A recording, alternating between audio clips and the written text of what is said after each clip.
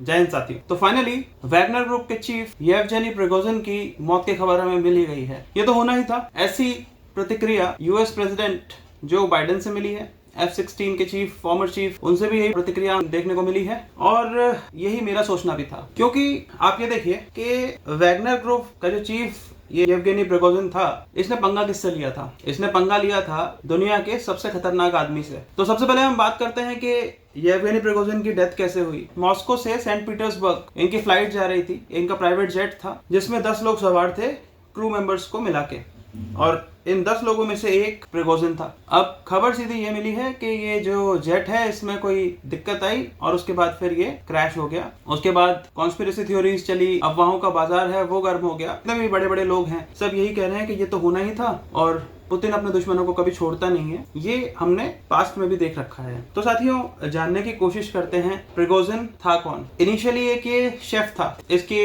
Restaurant की chain थी और पुतिन कि ये करीब आ गया काफी, और पुतिन का एक तरह से ये प्राइवेट शेफ था। और इनकी दोस्ती इतनी बढ़ती गई समय के साथ साथ, एक समय पे इसने एक प्राइवेट मर्सिनरी अपनी तैयार कर ली, प्राइवेट मिलिशिया ग्रुप तैयार कर लिया जिसको वैगनर का नाम दिया गया, और उसका बॉस ये प्रिगोजिन खुद था। और यही जो प्राइवेट मिलिशिया मर्सिनरी ग्रुप था, इसी को हायर किया गया इसकी सर्विसेज को यूक्रेन में तबाही मचाने के लिए। जब रशियन सोल्जर्स काफी नहीं पड़े तो फिर प्राइवेट मर्सिनरीज को हायर किया गया। प्रिगोजिन के द्वारा वैगनर ग्रुप के थ्रू यूक्रेन में बहुत तबाही मचवाई थी। बीच में हमें अभी 2 महीने पहले ही जून में एक म्यूटिनी भी हमें देखने को मिली। इसके बाद ही मेरे दिमाग में ये आ गया था कि अब किसी भी समय हमें प्रिगोजिन के काम तमाम होने की खबर मिल सकती है, और आज ये 2 महीने बाद हो गया है। और यही स्टाइल होता है एक माफिया गैंगस्टर किस्म के आदमी का। कहते हैं everything is fair in love and war, तो वही वाली बात है। यहाँ पे 10 लोग मरे हैं और प्रिगोजिन को मारना था, क्योंकि अगर प्रिगोजिन को नहीं मारा जाता तो फिर वो पुतिन को मार देता। तो प्रिगोजिन को मारना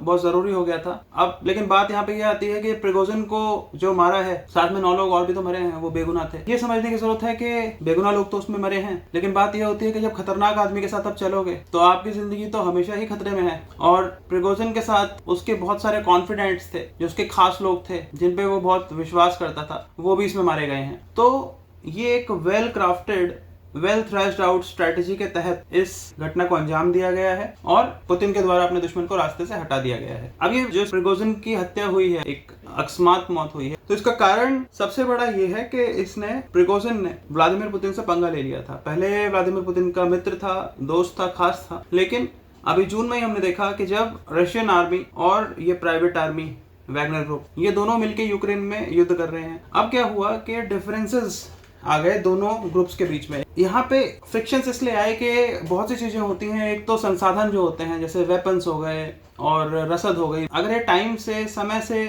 उपलब्ध नहीं कराई जाएंगी तो उसको लेके दिक्कतें आएंगी ऑपरेट करने में। तो यहाँ पे प्रिगोजिन का जो वैगनर ग्रुप है, उसके थ्रू वैगनर ग्रुप ने प्रिगोजिन के थ्रू ये बात बोली थी कि हमें ऑप्टिमम कोऑपरेशन नहीं मिल रही है रशियन मिलिट्री से, वहाँ की डिफेंस मिनिस्ट्री से, और उसने रूस की जो कैपिटल है वहाँ पे मार्च करने का भी फैसला कर लिया था और वो वहाँ पे चल दिए थे। एक तरह से ये लग रहा था कि पुतिन का अब तख्ता पलट हो जाएगा। Shoigu! Gerasimov! There were these extraordinary scenes as the paramilitary chief admonished Russian generals. And then they marched on in the direction of Moscow in a direct challenge to the authority of President Putin.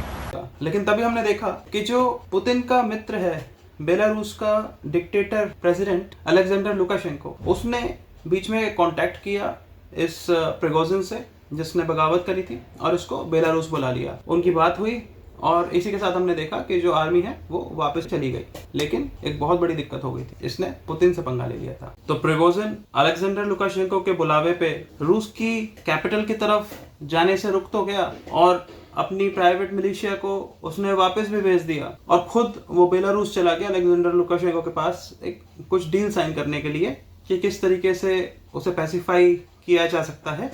ये Alexander Lukashenko और Vladimir Putin के बीच की understanding होगी और उस तरह से बस उस समय इसको प्रिगोजिन को शांत करा दिया गया था। लेकिन व्लादिमीर पुतिन वो चीज क्या है, ये समझना बहुत मुश्किल है किसी के लिए भी। व्लादिमीर पुतिन दुनिया के सबसे एक कॉम्प्लिकेटेड जो लोग होते हैं, सबसे खतरनाक जो लोग होते हैं, उनमें से एक। इतना बड़ा देश जो कि एक सुपर पावर रहा था एक समय में और आज भी यूएस को चुनौती देता है वो, उसका लीडर होना कोई छोटी मोटी बात नहीं है। और ये व्लादिमीर पुतिन, ये तो खुद ही एक बहुत बड़े जासूस थे, ये केजीबी के लिए काम करते थे। अगर कोई एक हलवाई है और हलवाई के बाद वो मान लो बड़े पद पे आ जाए, बंदूक उठा ले, तो इसका मतलब ये थोड़ी है जासूस से जो राष्ट्रपति बना है, प्रधानमंत्री भी रह चुका है और फिर से राष्ट्रपति बना है देश का, उसकी बराबरी कर लेगा। ये चीज तो नहीं हो सकती। तो ये तय था कि प्रिगोजिन इसने गलत पंगा ले लिया था और इसकी मौत निश्चित थी। और अगर ऐसा ना होता तो व्लादिमीर पुतिन को बहुत बड़ा खतरा था। ये पास्ट में भी हमने देखा है कि जितने भी लोगों ने व्लादिमीर पुतिन से पंगा लिया है, व्लादिमीर पुतिन को चुनौती देने की कोशिश करी है, उन सभी को ठिकाने लगा दिया गया है और ये भी कोई अपवाद नहीं हो सकता था।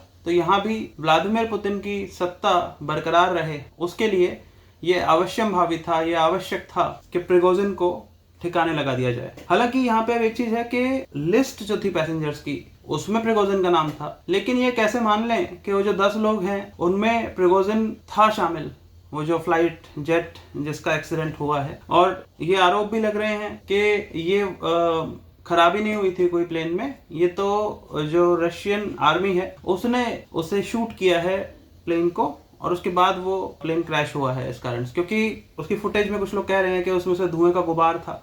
अब धुएं का गुबार तो तभी आएगा ना जब कोई धमाका होगा। किसी भी तरह की संभावना को नकारा नहीं जा सकता। ऐसा होने को हो भी सकता है कि ये कोई प्लान्ड ना हो चीज और अपने आप ये हो, जैसे कि कह रहे हैं कि व्लादिमीर पुतिन उस समय जो ये ब्रिक्स की समिट थी उसको वर्चुअली उन्होंने अटेंड किया था। साउथ अफ्रीका वो गए नहीं थे और वो कहीं पे एड्रेस कर रहे थे, असेंबली को भाषण दे रहे थे और उसी दौरान उन्हें खबर मिली कि इस तरह से हुआ है। तो उन्होंने कहा अरे अच्छा, इस तरह से आश्चर्य उन्होंने व्यक्त किया। लेकिन आश्चर्य की बात नहीं है, इतना बड़ा आदमी जो राष्ट्रपति को चुनौती दे रहा है और उसकी मौत हो जाती है और वो भी प्लेन क्रैश में, तो इस संभावना को नकारा नहीं जा सकता कि राष्ट्रपति को सब कुछ पता था। खैर जो भी हुआ हो, मैंने आपके सामने ये सारा सिनेरियो रखा है और फाइनली मैं जस्ट इसको समाप्त करते हुए एक चीज बोलूंगा कि बुलंदी हर वक्त किस शख्स के हिस्से में रहती है, बहुत ऊंची इमारत हर समय खतरे में रहती है। जय हिंद।